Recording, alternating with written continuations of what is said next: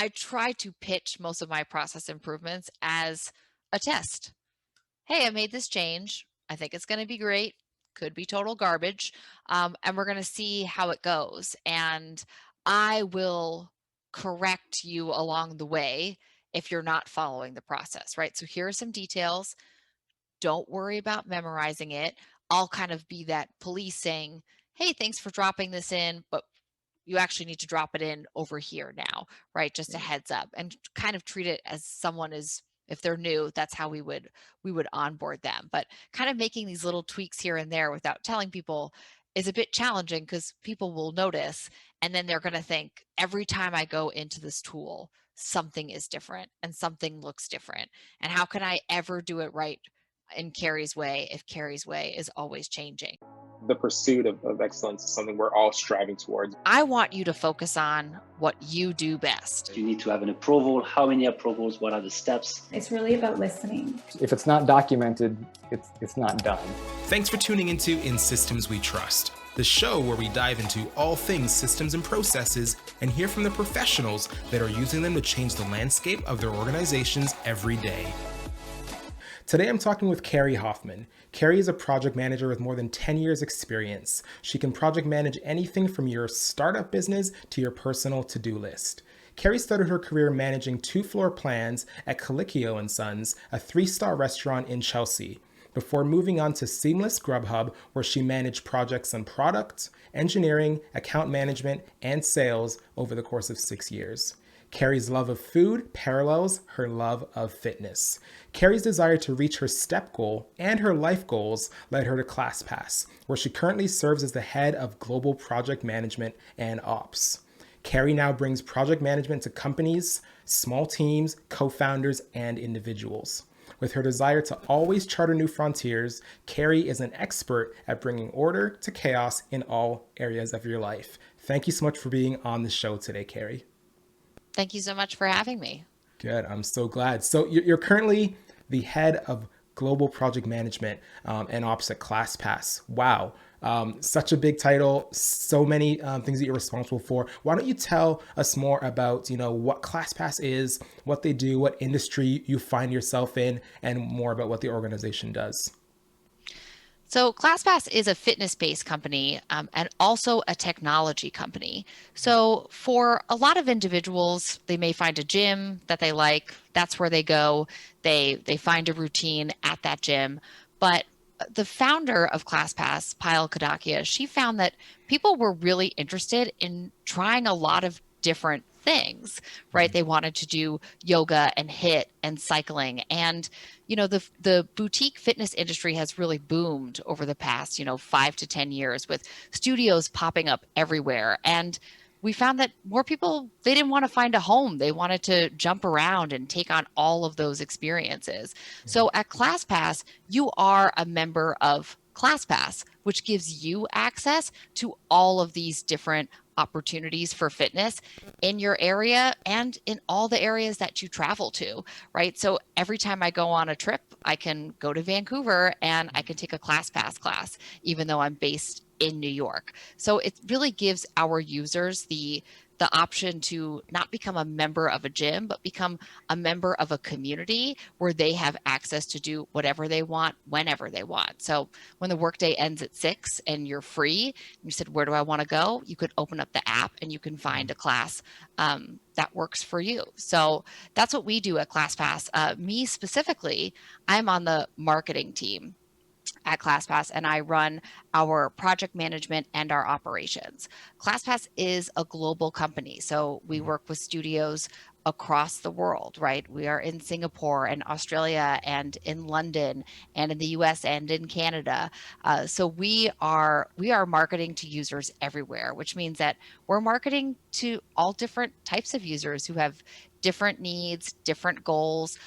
They have a different relationship with our founder story, and they're all looking to explore fitness where they are. So our charge on the marketing team is to find ways to market to all of these different buckets of users and to all of these different types of studios. So I've had the opportunity to take several classes across the pond, and they look different from classes here, right? And so we have to find a way to speak to studios in all of these different regions.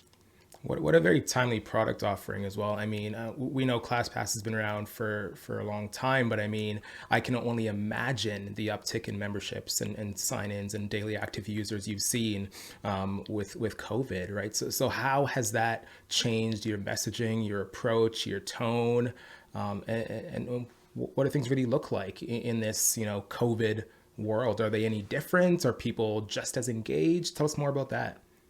Yeah, so things look pretty different in this COVID world because so many people are working out at home, right? And our kind of main value prop when we started at ClassPass was go to studios all over the place, go to many different studios, right? And now the message with the pandemic is don't go anywhere. Go to as few places as possible. If you're someone who has done outdoor dining or maybe explored different stores, every place has a policy. They follow different guidelines. There's hand sanitizer here, there. You're learning what the rules are. So for ClassPass, if you were used to going to 7 or 8 different studios, if you still are able to do that in the area of the world that you're in, you have to brush up on all of those policies, which can be a lot of work. And a lot of our markets are still shut down for fitness or are open for very limited capacity. So when the pandemic started, we really had to do what most people did, which is pivot to online, right? Can people work out at home, and how can we bring ClassPass home? And the way to do that was to allow our studio partners to offer their live stream classes on our platform the same way that they would offer their in-person classes. So if you were used to going to the fitting room in Flatiron or Conbody on the Lower East Side, those studios, they were filming classes. You could book them on ClassPass with credits the same way you would if you could go in studio. These studios have done an amazing job. They're on the chat. They're calling out your name, right? I did a class Sunday and the instructor said, Kerry, I see you, which was good because I was kind of goofing off and I needed that confirmation that he could see me. But it's also opened up the opportunity for our users to take classes at studios they would never go to because they're not in their area. So if you went to Block Fitness when you were abroad, you can now do that at home. And maybe their class actually live streams at a really good time for you. Maybe it's lunch in the UK, but maybe it's breakfast time where you are, and you can take those classes. So we've had to pivot to offer those live stream classes. And we've also had to spend a lot of time communicating with our studios and communicating with our users what our plans are to keep them safe. Because unlike a big box gym that can send out mass comms, to everyone that goes to that gym, we're talking to people who go to several different gyms, and we're talking to studios that are getting users coming in and out all day. So it's really been, a daily process of working with our studios, learning from them, connecting them with each other so they can learn from each other, and constantly pushing this message out to our users who we know some are really eager to get back into class, but others are still really hesitant and they want to see those options at home continue. What a great thing you're doing, and a great option for people who, like you said, we can't go anywhere. We're stuck, right? And out of respect for you, I won't say the name, but, at the beginning of COVID, there was this specific app that, I'd find myself signing into day in, day out. And that lasted for about 3 weeks before, went to different routines. But, there's something that's really special about being able to connect with people that way, and, wanting to be active in those communities, to connect with others. So, yeah, no doubt you have your plate full, trying to figure out how to navigate all of that. Curious to know, what does a typical week look like for you? I mean, you're the head of global project management and ops, and if I understand, you just been promoted into that role. Is that correct? Yes. Yeah. So walk us through that. Yeah. So a typical week, it always starts Monday morning in Asana, and it's somewhere between 1 and 4 hours trying to first catch up, right? So I'm based in New York, but we have teams in Singapore, we have teams in London and Germany. So their workday has already started and they're already cranking. And, I got a message at 9 o'clock this morning from someone in France saying, I put 2 new projects in. Have you looked at them? I'm like, oh, nope, still waking up, but I will certainly get to it.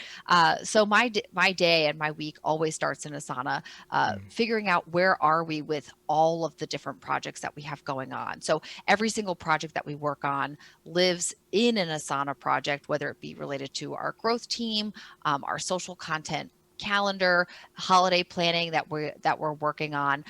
Every task lives within one of those projects, and then anything that requires creative is going to get passed my way to start going through the prioritization process and seeing if we have the resources available. After kind of the Monday cleanup, usually the early part of the week is when we focus on having our team roadmaps. So we have roadmaps for B2B, for conversion rate optimization, for growth marketing. We use this time to review how we're doing and what tests we plan to run and projects we plan to take on. Those meetings are well attended and highly attended. So these are a lot of our higher ups that are the stakeholders in these meetings. And this is their opportunity to say whether or not we're going in the right direction and to weigh in on those priorities. So we have a pretty good system in place for making sure that we are working on the right things and working kind of towards our OKRs. The middle of the week is probably when we start to focus a bit more on reviewing a lot of the work that we've done with the creative team to get that feedback in and start to push things along. And then I would say more towards the end of the week is when can take a little bit of a breather, make sure that everything is on track, try to refocus what we're going to do for the next week, see if there's anything that we need to deprioritize, and have some fun brainstorms for upcoming projects.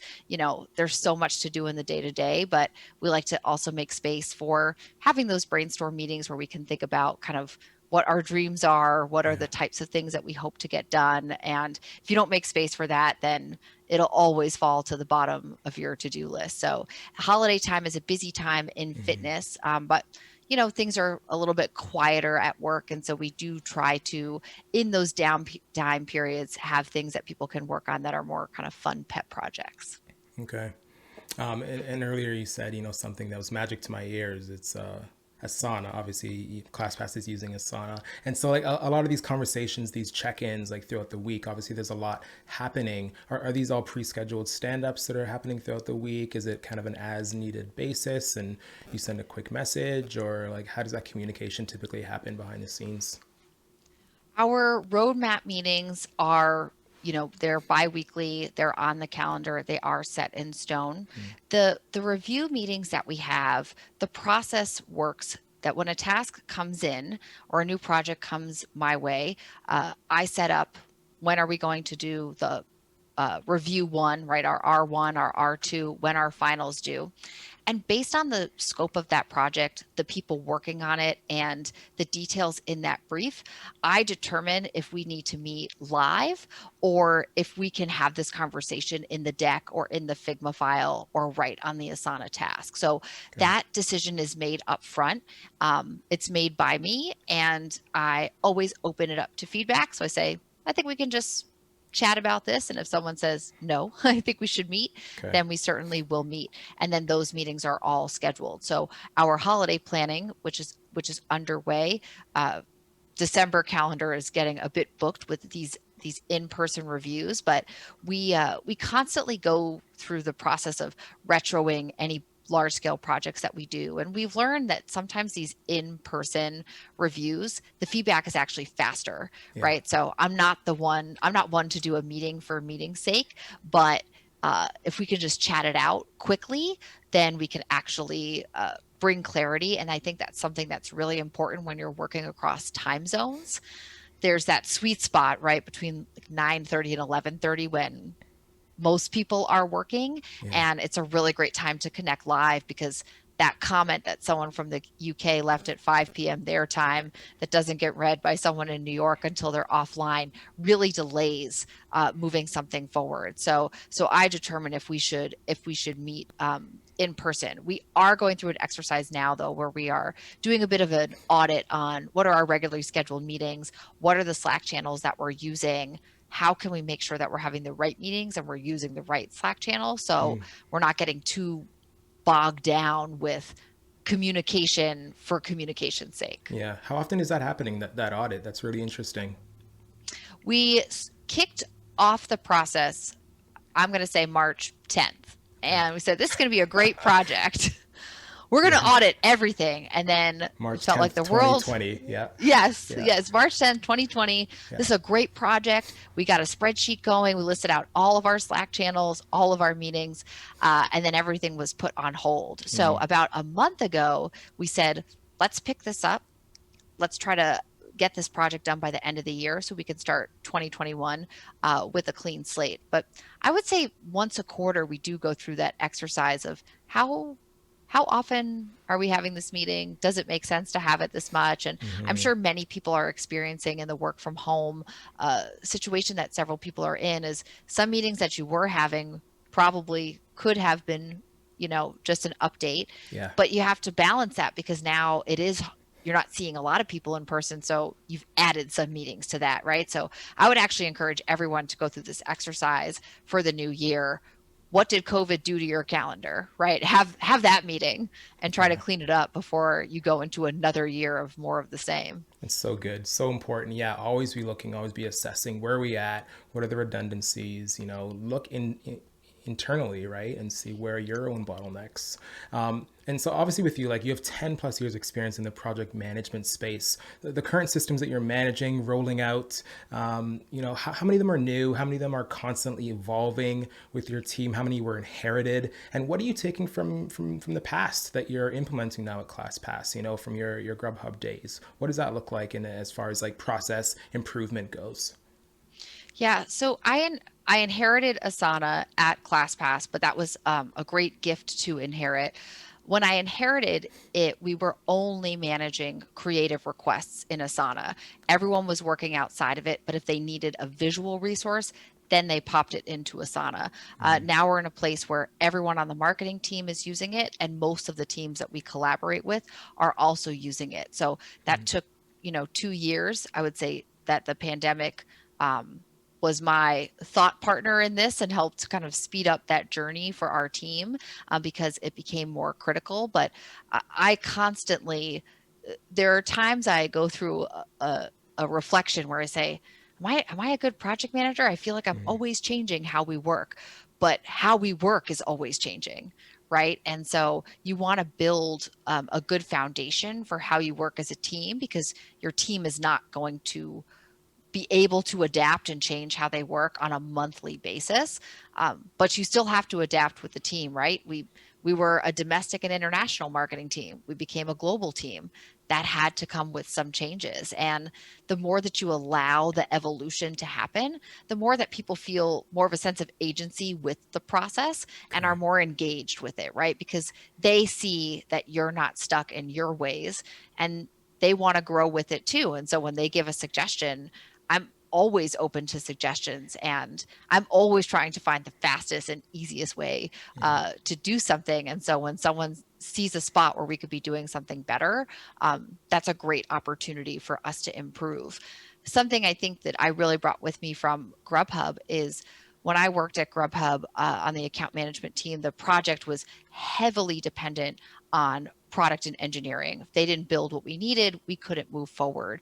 And so there was a ton of cross collaboration there. And at any company and at ClassPass, we do collaborate with other teams.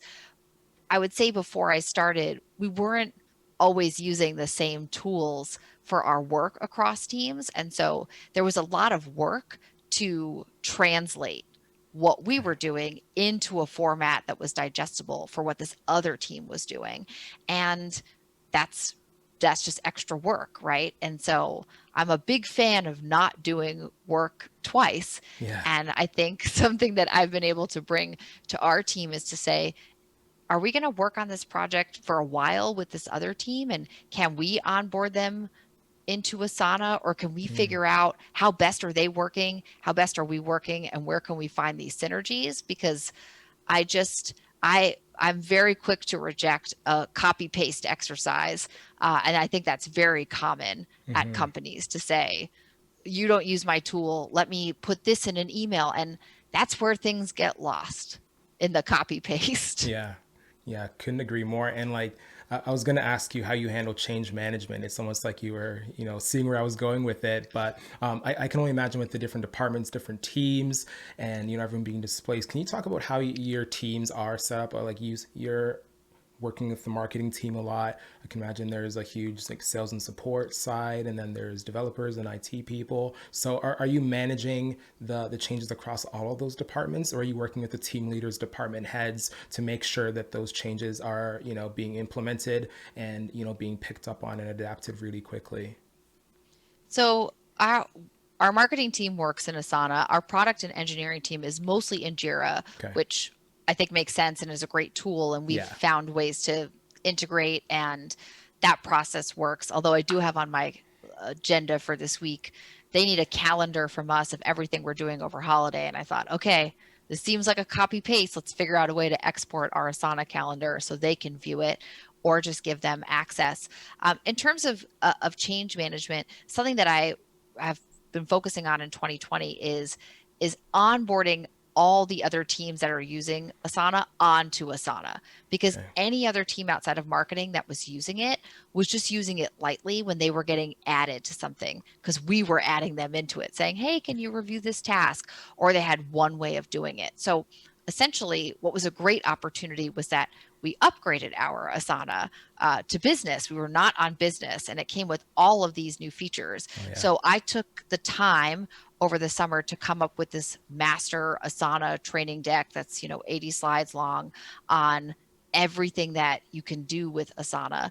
And then I've reached out to each department head to say, if you want to talk to me about how you're using it, we can brainstorm on a better way for you to use it, and then I will train your team on it.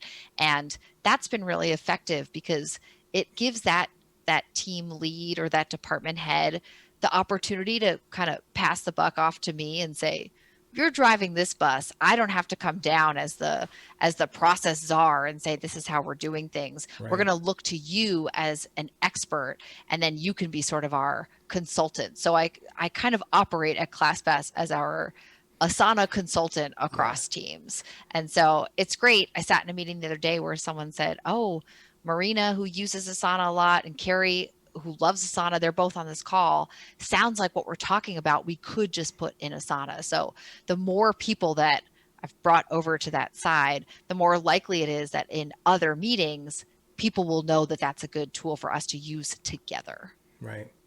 It's almost like you're the keeper of Asana, which is what they call me a ditto. I can imagine. Yes. Yeah. All things. But yeah, it's such a great tool. And I don't know if you just saw some of the new integrations that they rolled out, which I think will help your development team as well, if you are having some of that crossover. I want to go back to something you said a little bit ago. When there's like work happening and some things are copy and paste and it's an email, and then things are getting lost and people don't know what's going on, and like there's this concept that there is this work about work, right, in air quotes, where there's all the in-between stuff. The where is this file? The when is that due? Who's responsible for this? And so there's all these things that keep us from being able to get the work done and being most efficient, especially now with displaced teams and people all over the world. And so I want to know, how does that translate in your organization within ClassPass, and how do you work to eliminate this work about work with your team? Work about work is so tough, and I want a better solution. And so I look forward to listening to more episodes of this podcast to hear how people are going about tackling this problem. I would say that the work about work in its current state, I try to absorb it. It's not great for me personally to do that. But if a bunch of different people are trying to clean things up or copy and paste, that's when everything gets lost. And I always tell people, on my team, I want you to focus on what you do best. If what you do best is our paid social ads, I want you to do that. And if you are a copywriter, I want you to write copy. I want you to do that. And everything that's happening that's noise, just send that all my way, and I'll come in as this cleanup crew and I'll discard what we don't need. I'll tidy some things up, and I'll get us to the place that we need to be. Now, that obviously means that that falls on me to do, but I want part of my role in a project management and ops is to make sure that everything is organized. And if I know that people are working on what they're best at, it's almost like then they're not interfering with the process and the cleanup. And, you know, not to say like, oh, they're going to do it wrong, but I want people to stay focused on what they're good at. And something I've actually kind of struggled with in an ops role is. But they probably will do it wrong, right?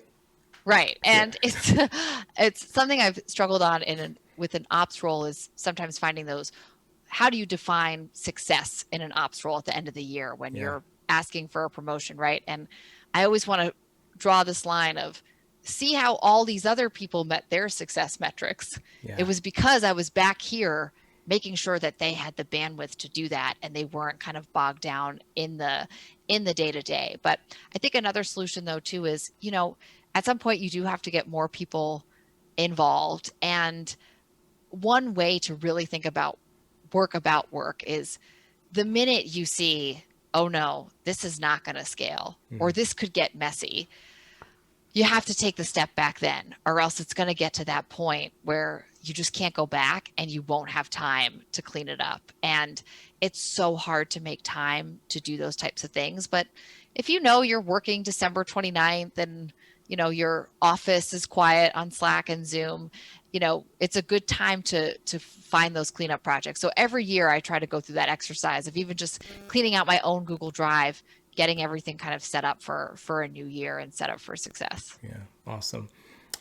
Just, you know, going back to that whole, you know, concept of cleaning up and everyone kind of, you know, bringing stuff to you to kind of sort out and organize. I know I've been guilty of, you know, maybe moving too quickly or changing things without going through the proper process of things, right? And then having there be bottlenecks or things slowing down in our process as a result of me thinking, this makes sense. This is what we need to do. We don't need this anymore. We're moving it from the process, and then having your team wonder, where did that thing go? What happened? So with you, like, I know your role is a larger one, but do you feel that your process improvement process is currently siloed? I mean, is it?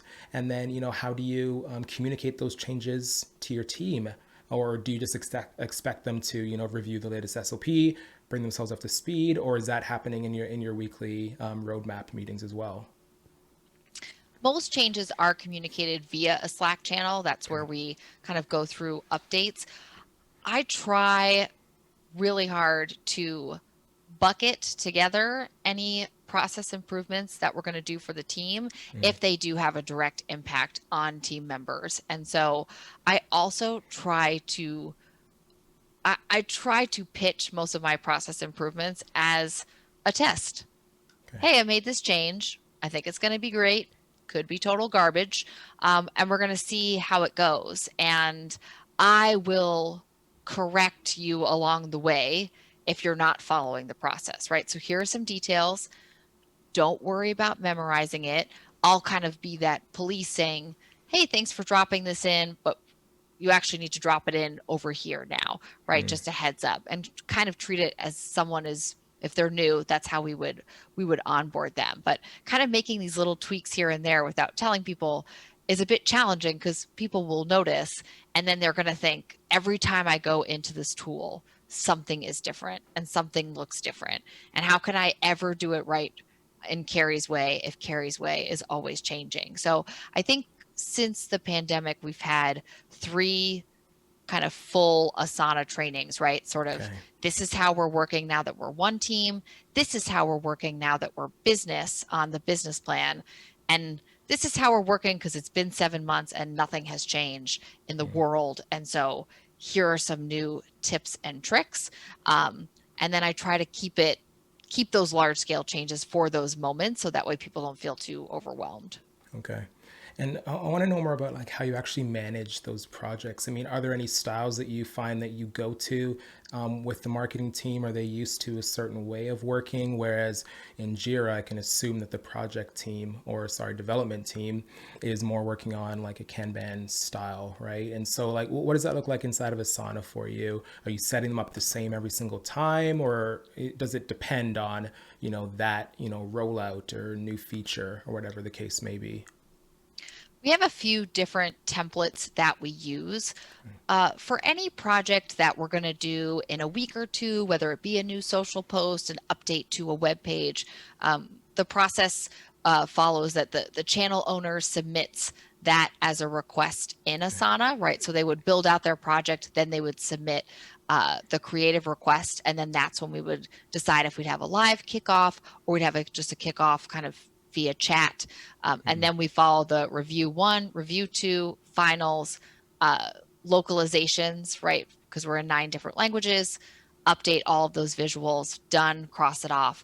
And so a lot of our work kind of follows through that. We've recently built in an additional layer at the review stage where we now have subtasks for driver feedback and the creative lead feedback. It's only been about 2 months that we've been doing that. I think it has been an instrumental change, super positive. I was hearing from people that it was confusing if the feedback was done. Because anyone else going to weigh in? Who's waiting? Now we have this process where we can say it's completely checked off, and the ownership has now switched over to me, that once both of those tasks are checked off, I can move it to the next stage. So we're doing a little bit more of a intentional baton handing over, so that way people feel unlocked and ready to move on to the next task. But we also have templates for projects that maybe don't require creative or just follow a different process, right? So we host a lot of webinars for our partners, and that's a whole other series of tasks of getting panelists, getting bios, setting up the WebEx, inviting people. So we use a template, and it's set up on a 2-week start and end date. We have a new webinar, just use that template. Beautiful. Everything is already filled out and ready to go, which is great. And then our conversion rate team, they kind of converted to Asana this summer. They were using a different tool, and now they're kind of all in.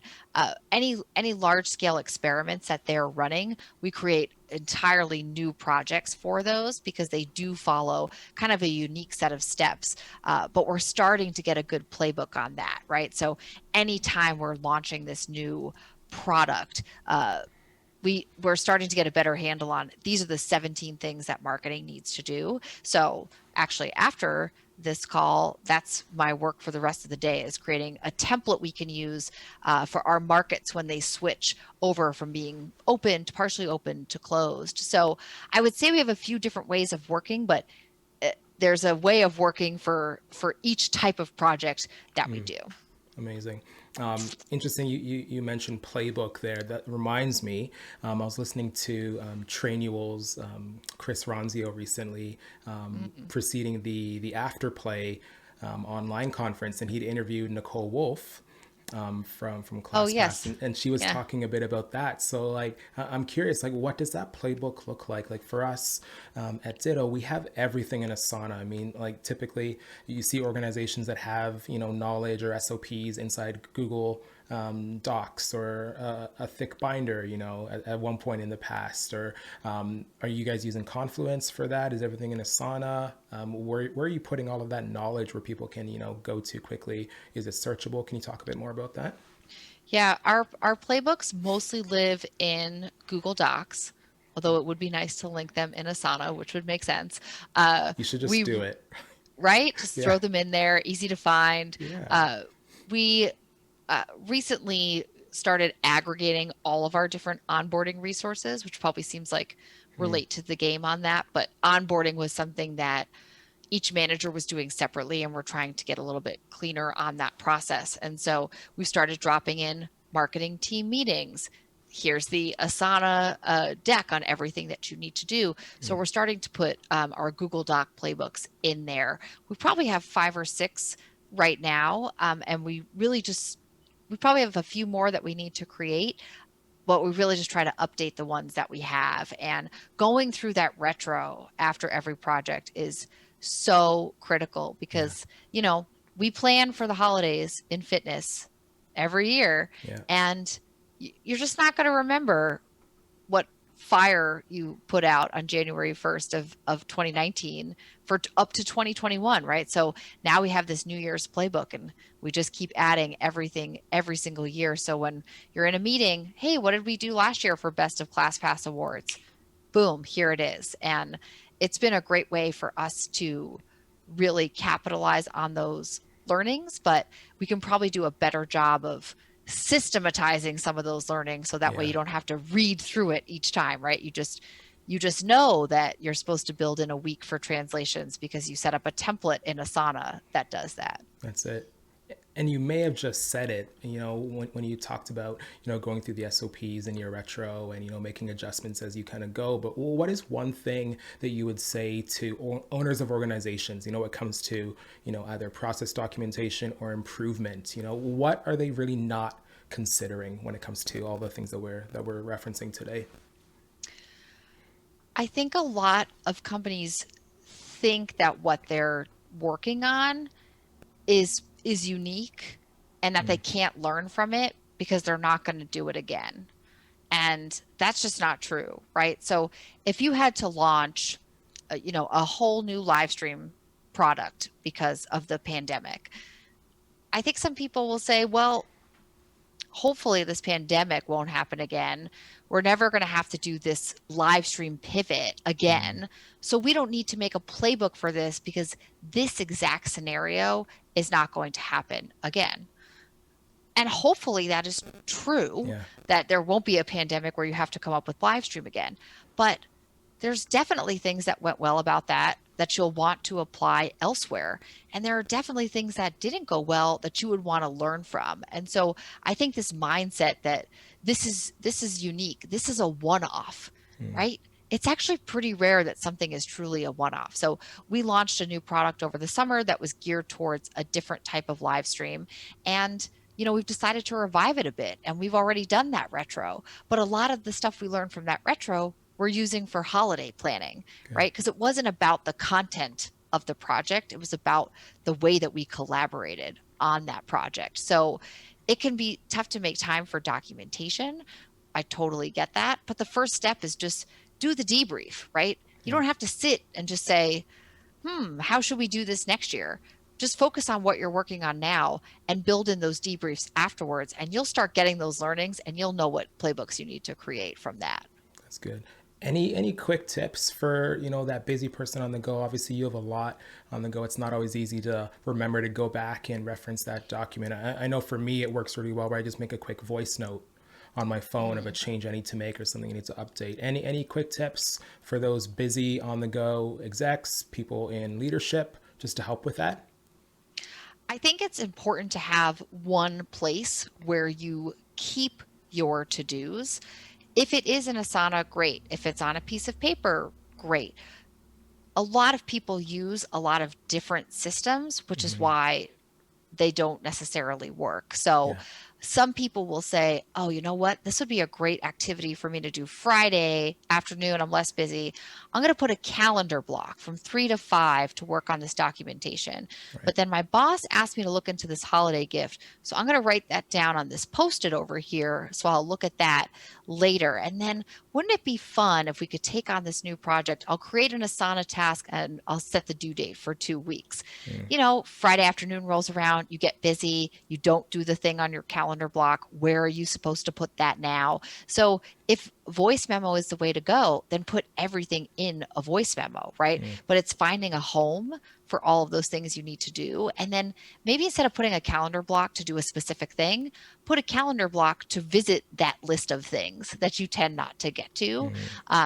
Gretchen Rubin, who wrote The Happiness Project and has some great books about kind of happiness and productivity, she does what she calls a power hour. So she sets aside an hour and she keeps a list of things all week to do during power hour. And these are things that you don't have to do them right now. You don't have to do them today. But when you get that free moment, you're like, oh, I might have downtime. Yeah. She can consult this list and she knows what she can get done in that time. It's so good. I'm gonna link that book in the show notes. Really, really great read. What does your tech stack look like? We're already talking about tech and best practices and systems. What does your tech stack look like? How are you getting through your day? Yeah, so we currently use Jira, we use Asana, we use Slack, and we're really big into Google Docs, Google Sheets. That's probably the main tools that we're using that aren't internal tools. Yeah. We've started to consolidate a bit. We were using Airtable and Rike on a few teams, but we've since moved most of that over to Asana, which is great. And I will say that the G Suite is the sweet spot for a lot of folks. So I think that it's good to have one spot where we can link docs and we can work, because there are moments where your C-suite don't necessarily want to be tagged in an Asana task to give an update, right? So you do need those docs to link out to. We're trying to get better about how we use Slack as a way to communicate, because there are so many Slack channels that it can be a distraction and unclear what we're using it for. So actually, as part of the meeting audit process we are doing that Slack channel audit process to find a better way to name them, a better use for each channel that we're in. So that way you don't get too stuck trying to find everything. I would say we have consolidated what we use, but it's still probably a little bit challenging. When something pops up and you're like, did someone send that to me in a Slack? Or was that a document?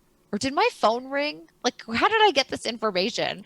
It's still a little bit challenging to find. Yep, we all go through it. It's all there. That's why it's important, like you said, to just have one place where it all goes and everyone aware of that one place. Where can people connect with you, Kerry?